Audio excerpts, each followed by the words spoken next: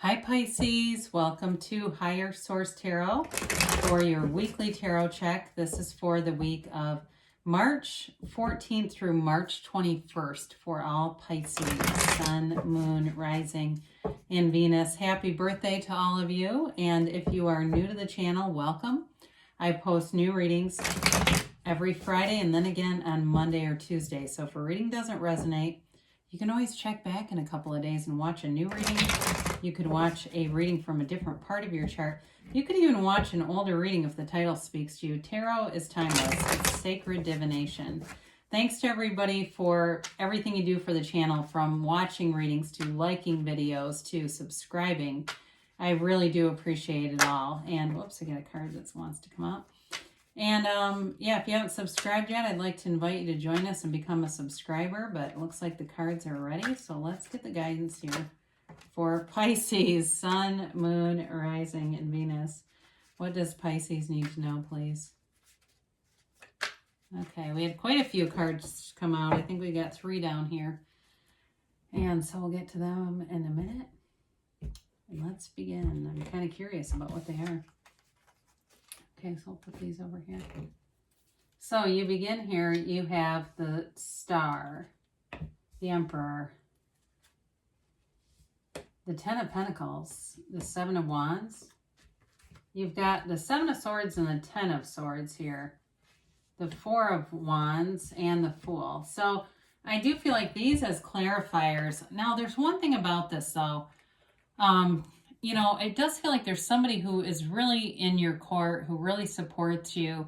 But I do wonder about addiction with this, because the Nine of Cups generally is not about addiction, but he's very protective and proud of those cups. And the devil, and I think of the phrase in our cups, you know, which means drinking. And the devil is, it can be an addiction. It can be about obsessive thoughts. So I do feel like if there's something important here in your life about either your sobriety or someone else's here, I do feel like they say, don't quit 5 minutes before the miracle happens, you know? And even if you have somebody and you say, but they don't get sober, it doesn't mean that you have to join them in their insanity. You can definitely love them from a distance if it's somebody who's important to you, but they're just really struggling in some way. Because we don't want to get into enabling people. There's lots of good books out there. One is Codependent No More. But there's lots of good programs like Al-Anon and stuff too. If you say it's not me, but it's, you know, somebody in your family. So let's begin here. You've got here Aquarius, you've got Aries, you've got Air, Gemini, Libra, Aquarius, you've got Fire, Aries, Leo, Sag. You do have Earth too. You know, I feel like this is kind of like almost a separate thing in some way, or there's a conflict here, I guess is what I'm going to tell you. There's a conflict here. And the Star card, I mean, as I look at this, you've got nice elements here. And of course, we love to see 3 major arcana, really, in any reading. Again, nice reading, but I do feel like there's something about a rebirth here, or starting again with something with the Star. I mean, it's all about healing energy. It's connecting to source energy too, though. All right, it's about meditation, being one with your source energy, and following your intuition. You're an intuitive sign anyway by nature. And even though this is Aquarius energy, there's a lot of water in the energy. So it's an emotional connection that you have with somebody. And I do feel like there's a protective energy around you. What I feel like the Seven of Swords and Ten of Swords is doing here is somebody talks about you behind your back. But I feel like you have great people around you to kind of protect you or stick up for you, or just tell them to go to hell. And you know what I mean? It's like, but with this, again, wish fulfillment, it's bringing in a love. There's definitely love here. There's money coming in. But there's also this feeling, like I said, of protection. And I see it mostly with the Emperor, because the Emperor is a father of the tarot. So for some of you, there might be something important about your relationship with your Earth Father here, and maybe he's healing or recovering from something physically, because the Ten of Swords also can be a physical challenge as well. But and I just look at the connection between the two of those, the Ten of Swords and the Emperor.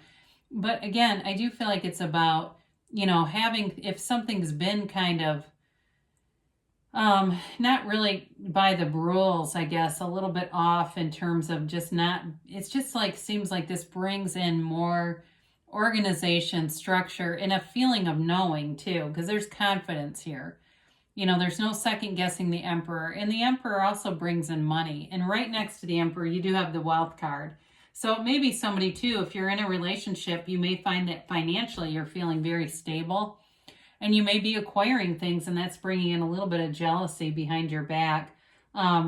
With this, though, it can be a house, it can be material possessions, and really feeling like you're getting it all, you know, but it's a harmonious energy though. I mean, it's everyone around you is feeling good. So if you're worried about a family member, I do feel like this is energy that brings in harmony for them too. And so with this 10 of Pentacles, it's creating new opportunities. It's also though a card of reminding us to be in appreciation for the things that we already have, because when we do that, we'll bring in more things like it. That's the law of the attraction for you.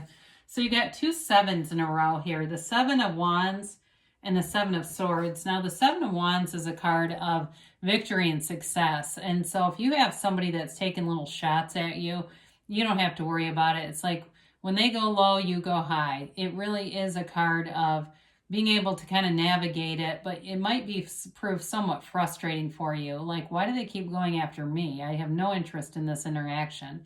But I do feel like when you're in the 7 of Wands, you have an ability to be in alignment, so you find solutions quickly. And if it's something else, if it's about a relationship and you have mutual goals, you're trying to move forward, but you keep finding little snags in it.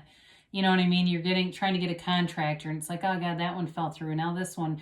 And then you get somebody that's way better anyway. It's that kind of stuff where you keep moving forward. You've got a conquering spirit here, Pisces. You're persistent.